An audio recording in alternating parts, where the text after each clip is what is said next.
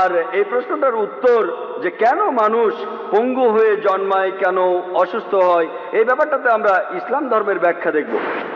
ইসলাম ধর্মে আল্লাহ পবিত্র কোরআনে বলছেন, সূরা বাকারার 28 নম্বর আয়াতে উল্লেখ করা আছে, তোমরা কি বিশ্বাস করিতে পারো না আল্লাহ তোমাদের জীবন দিয়েছেন, অথচ তোমরা ছিলে প্রাণহীন, আবার তোমাদের মৃত্যু ঘটাইবেন, তারপর পুনরায় জীবন্ত করিবেন, তাহার নিকটেই ফিরিয়া যাইতে হইবে।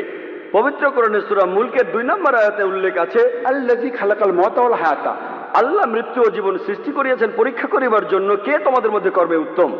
পবিত্র কোরআনে সূরা আল ইমরানের 185 নম্বর আয়াতে উল্লেখ করা আছে যে, কুল্লু নাফসিন জায়গাতুল মাউত, জীবমাত্রই মৃত্যুর স্বাদ গ্রহণ করিবে, তবে কিয়ামতের দিন তোমাদের কর্মফল পূর্ণ মাত্রায় দেওয়া হইবে, এবং যাহাকে অগ্নি হইতে দূরে রাখা হইবে ও জান্নাত দাখিল করা হইবে, সেই ব্যক্তি এই দুনিয়ার উদ্দেশ্য পূরণ করিয়াছে।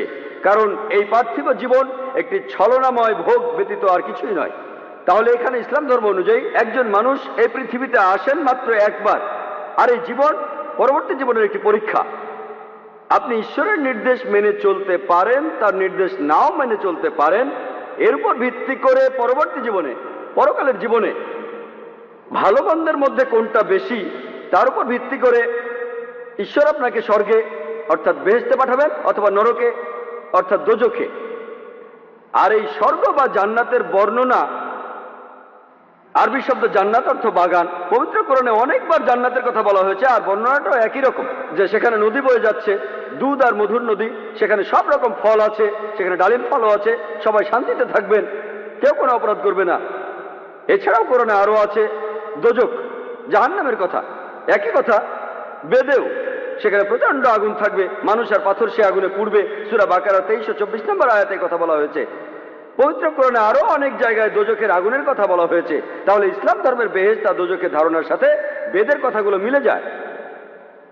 আর যদি বেদ পড়েন, সেখানেও ইসলাম ধর্মের মতোই বলা হয়েছে, আপনি পৃথিবীতে একবারই আসবেন, আর পরবর্তী জীবনে আপনার ধর্মের উপর ভিত্তি করে, কর্মের উপর ভিত্তি করে পরবর্তী জীবনে আপনি হয় বেহেশত অথবা দোজখে যাবেন। তবে বেদে কোথাও এই ধারণাটার উল্লেখ নেই। পণ্ডিতরা যে সামসারার কথা বলেন, তারা সামসারা নামের এই ধারণাটার প্রবর্তন করেছিলেন, কারণ তারা যুক্তি দিয়ে বের করতে পারেননি যে কেন মহান ঈশ্বর কাউকে ধনীর ঘরে জন্ম দেন, কাউকে গরিবের ঘরে, কেউ স্বাস্থ্যবান হয়ে জন্মায়, কেউ জন্মায় বিভিন্ন রকমের অসুখ নিয়ে। পবিত্র কোরআনে এই সম্পর্কে যৌক্তিক ব্যাখ্যা দেওয়া হয়েছে। আল্লাহ পবিত্র কোরআনে বলছেন, সূরা আনকাবুতের 2 নম্বর আয়াতে উল্লেখ করা হয়েছে, মানুষ কি মনে করে যে ঈমান আনিয়াছি বলিলেই আল্লাহ অব্যাহতি দিবেন, আল্লাহ পরীক্ষা করবেন না? যদিও আপনি বলেন যে আল্লাহকে মানেন, আল্লাহ কি আপনাকে পরীক্ষা করবেন না? সবাইকে পরীক্ষা করা হবে। আল্লাহ বলছেন প্রত্যেকটা মানুষকে পরীক্ষা করা হবে। পবিত্র কোরআনে সূরা বাকারার 155 নম্বর আয়াতে উল্লেখ করা আছে, অবশ্যই আমি তোমাদেরকে পরীক্ষা করিব, ভয় দ্বারা এবং ক্ষুধা দ্বারা, ধন সম্পদের ক্ষয়ক্ষতি দ্বারা, জীবনের ক্ষতি দ্বারা, ফল ও ফসলের ক্ষয়ক্ষতি দ্বারা, এবং শুধুমাত্র তাহারাই উত্তীর্ণ হইবে যাহারা এই পরীক্ষায় ধৈর্যশীল থাকিবে। তার মানে আল্লাহ তাআলা আপনাদের পরীক্ষা করবেন ক্ষুধা দিয়ে, ভয় দিয়ে, ধন সম্পদের ক্ষতি দিয়ে, স্বাস্থ্য দিয়ে, বিভিন্ন বিষয় নিয়ে। পবিত্র কোরআনে সূরা আনফালের 28 নম্বর আয়াতে উল্লেখ করা হয়েছে যে তোমাদের ধন সম্পদ ও সন্তান সন্ততি তোমাদের জন্য একটি পরীক্ষা। ধন সম্পদ ও সন্তান সন্ততি আপনাদের সন্তান, আপনাদের জন্য পরীক্ষা। তাহলে ইসলাম ধর্মে আমরা মানি এই জীবন হলো পরকালের জন্য একটি পরীক্ষা। আল্লাহ সুবহানাহু ওয়া তাআলা এক একজন মানুষকে এক একভাবে পরীক্ষা করেন।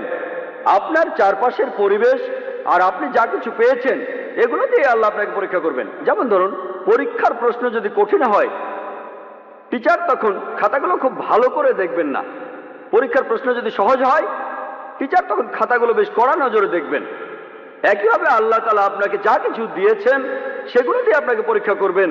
আর পবিত্র কোরআনে সূরা আনফালের 28 নম্বর আয়াতে উল্লেখ করা হয়েছে, তোমাদের ধন সম্পত্তি তোমাদের জন্য পরীক্ষা। এখন এই ব্যাপারটাতে আসি যে কেন কেউ ধনীর ঘরে জন্ম নেয় আর কেউ গরিবের ঘরে জন্ম নেয়। আল্লাহ বলছেন ধন সম্পদ তোমাদের জন্য পরীক্ষা। ইসলামের তৃতীয় স্তম্ভটা হলো, প্রত্যেক ধনী লোক তাদের সম্পদ যদি তাদের নিসাবের চেয়ে বেশি হয়, 85 গ্রাম সোনার সমান হয়, সেই ধনী লোক তার উদ্বৃত্ত সম্পদের 2.5% দান করবে প্রত্যেক হিজরি সালে। তবে বর্তমানে খুব অল্প ধনী লোকই দান করে এটা, তাদের উদ্বৃত্ত সম্পদের 2.5% দান করে না। বেশিরভাগ ধনী সামান্য কিছু দান করে। তাহলে এখানে তারা কম নম্বর পাবে। কিছু ধনী লোক দানই করে না, তারা 0 নম্বর পাবে। আর গরিব লোক যার সম্পদ 85 গ্রাম সোনার চাইতে কম, তার জাকাত দেওয়ার দরকার নেই, তাহলে জাকাতে সে 15 নম্বর পাবে। আমরা ভাবি বেচারা গরিব আদমি, গরিব লোক। আল্লাহ বলছেন সম্পদ তোমাদের জন্য পরীক্ষা। নবীজি বলছেন ধনী লোকের পক্ষে জান্নাতে প্রবেশ করা খুবই কঠিন, সম্পদের এই পরীক্ষা খুবই কঠিন। মনে করেন 2002 সালে কোন পরীক্ষায় খুব কঠিন একটা প্রশ্ন আসলো, 2003 সালে সেটা আসলো না, আপনি তো খুশি হবেন, যাক এই প্রশ্নটা আসেনি, আপনার মন খারাপ হবে না। কিন্তু আমরা মানুষরা অন্যভাবে চিন্তা করি। আমরা বলি যে অমুক লোক খুব গরিব আর সে খুব দুঃখী লোক, এটা তার জন্য ভালো, কারণ তাকে সম্পদের পরীক্ষা দিতে হচ্ছে না। তার যদি সম্পদ থাকতো, এই পরীক্ষাটা খুবই কঠিন, আপনি এখানে ফেলও করতে পারেন। তাহলে আল্লাহ এক একজনকে এক একভাবে পরীক্ষা করেন। এখন এই ব্যাপারে আসি, কেন কেউ স্বাস্থ্যবান হয়ে জন্মায় আর কেউ অসুস্থ হয়ে জন্মায়? বিভিন্ন রকমের কঠিন অসুখ পবিত্র কোরআনে সূরা আনফালের 28 নম্বর আয়াতে উল্লেখ করা আছে যে সন্তান সন্ততি তোমাদের জন্য পরীক্ষা।